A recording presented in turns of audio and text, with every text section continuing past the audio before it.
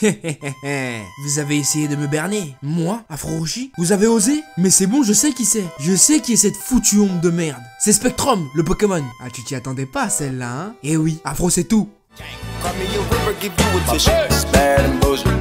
Cooking up dope with a Uzi. My niggas are savage, ruthless. We got 30s and 100 rounds too. My bitch is bad and bullshit, bad. Cooking up dope with a Uzi.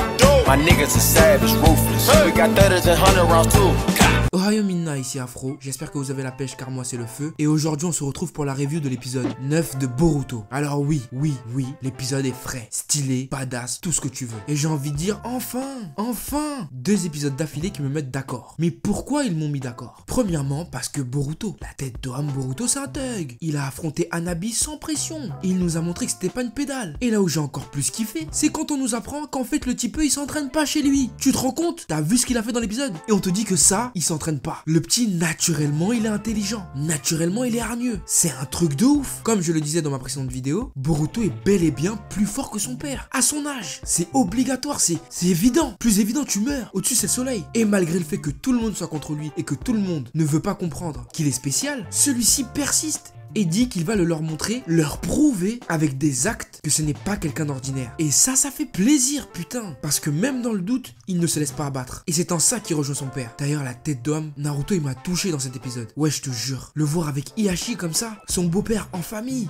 c'était intense. Je te jure. Naruto, maintenant, il a une famille. Une vraie famille. Sur laquelle il peut compter. Et pas n'importe quelle famille. La famille Hyuga. La famille la plus noble de Konoha. Est-ce qu'il y a 4 ans, tu te serais imaginé que Naruto prendrait un thé avec Hiashi, sincèrement, et qu'ils se balanceraient des private jokes entre eux comme si de rien n'était? C'est beau, c'est beau. Et ce qui est encore plus beau, c'est le fait que malgré que Boruto ne leur ait pas montré le Byakugan, ces deux-là croient en lui et ne le considèrent pas comme un menteur. Et ça c'est super intéressant, parce qu'on sait qu'entre Naruto et Boruto, le courant passe mal, il n'y a pas beaucoup de dialogue. J'irais même plus loin, on dirait même que Naruto c'est un papa africain. Tu peux pas lui dire ce que tu penses directement. Il y a une certaine pudeur entre l'enfant et le parent. Mais bon, je dis africain, c'est valable dans plein de familles aussi. Mais ça fait du bien de voir qu'il estime et respecte son fils, et qu'il croit en lui. Et ça, Boruto, il le sait pas et c'est hyper bête. Parce qu'il en aurait tellement besoin pour son développement et son apprentissage en tant que ninja. Parce que c'est tout ce qu'il demande, que son père fasse attention à lui. Il ne cesse de vouloir capter son attention, or qu'en fait, il l'a déjà. Il suffirait juste qu'il lui parle. Et c'est en ce sens que c'est triste, je trouve, comme situation. Un enfant voulant parler à son père, mais qui n'ose pas et se renferme dans son coin, en se créant ainsi une barrière qui l'empêche de pouvoir s'épanouir pleinement. C'est hyper triste. Et après ça, on a encore une fois Boruto qui sort dehors à 23 h. Il a 12 ans, voire même peut-être 10. Il sort dehors à 23 h. Les parents, c'est comment? Encore pire, Sarada, c'est comment? Tu vas voir ton prof à 23 h? C'est quelle école ça?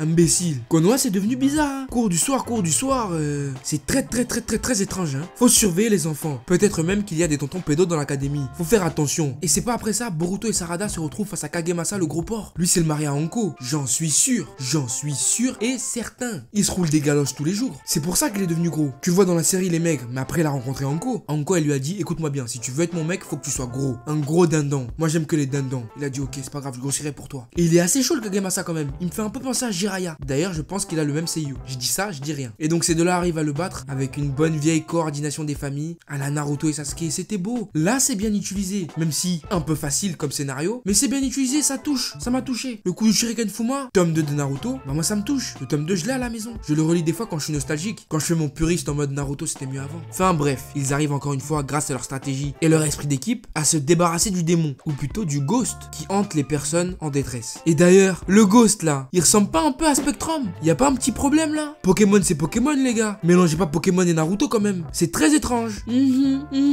Moi je vous dis ça, un Spectrum. Et s'il continue à faire des conneries, il va se transformer en ectoplasma. Attention, ça va arriver très vite. Attention. Enfin bref, à la fin de l'épisode, on a droit à un Boruto qui compte bien, parce que tout le monde ne le croit pas, chasser ce qu'il appelle les ghosts, c'est-à-dire l'esprit violet qui ressemble à Spectrum, tout seul, ou plutôt avec Shikadai et Mitsuki. Putain, cette team, je la kiffe. Pour moi, c'est la meilleure team. Si on pouvait enlever Sarada et la remplacer par Shikadai dans l'équipe 7, je serais aux anges. Mais aux anges! Enfin bref, en soi, l'épisode était très bon, car encore une fois, malgré que tout le monde sait que Boruto est un peu con sur les bords, ils le respectent tous et croient en lui. Et c'est hyper important pour le développement d'un enfant. Bah oui, imagine tu grandis, personne croit en toi, t'es tout seul, tout le monde te prend pour un mytho et personne te tire vers l'avant. Tu vas devenir une merde et tu vas faire des conneries. Ou tu finiras clochard, imbécile. Donc Donc ce n'est qu'un plus pour Boruto, le fait que tous ses amis croient en lui. Et ses parents aussi. Ça prouve bien que c'est une bonne personne. Voilà, dans cet épisode, ils ont aussi parlé du Byakugan d'Himawari. Est-ce qu'elle va être développée durant la saga Boruto? Ça, je sais pas. Mais si Boruto est un peu plus grand, ça veut dire qu'Himawari aussi. Et elle, je sens bien que c'est une future génie à la Neji un peu. Du moins, c'est tout ce que je lui souhaite. J'ai vraiment kiffé le moment en famille chez les Hyuga. Je sais pas, ça m'a fait un truc. J'étais bien. Je vous jure, c'est un truc de malade. Le fait de voir Naruto comme ça avec Hiashi, je sais pas. Je me suis dit, oh le bâtard. Putain, c'est devenu un vrai gars. De voir aussi à quel point Hanabi est toujours aussi chaude, ça fait plaisir. En tout cas, ça fait aussi plaisir que Boruto arrête de mettre ses lunettes de merde, car le mythe de Kagemasa s'est en quelque sorte brisé dans sa tête. Et maintenant, il estime qu'il n'a plus besoin de croire en lui. Et ça, c'est pas mal. Il avait raison. En plus, c'était moche. Enfin, pas moche, parce que ça ressemble vachement aux lunettes de Kamina. Et Kamina, il est loin d'être pas badass. Voilà. Sur ce, c'est la fin de cette review. J'espère que tu l'auras apprécié. Si c'est le cas, n'hésite pas à mettre un gros pouce bleu et à me donner ton avis dans les commentaires. Abonne-toi à la chaîne et rejoins la famille. Bah quoi, toujours pas abonné? Oh là là, bonjour tristesse. Fais quelque chose. Reste pas tout seul dans ton coin. Rejoins la famille, frère. Ici, c'est le kiff. T'inquiète. Et t'as vu, là, j'ai pas dit beaucoup de gros mots. Tu vois, parce qu'on est en période de Ramadan et j'essaye d'être soft. Tu vois, j'ai fait des efforts. Donc rejoins-moi, frère. Suis-moi sur les réseaux sociaux, Facebook, Twitter et Instagram pour ne rien louper de l'actu de la chaîne. Et quant à moi, je te dis à très vite sur cette chaîne pour de nouveaux contenus. Sayonara, frérot.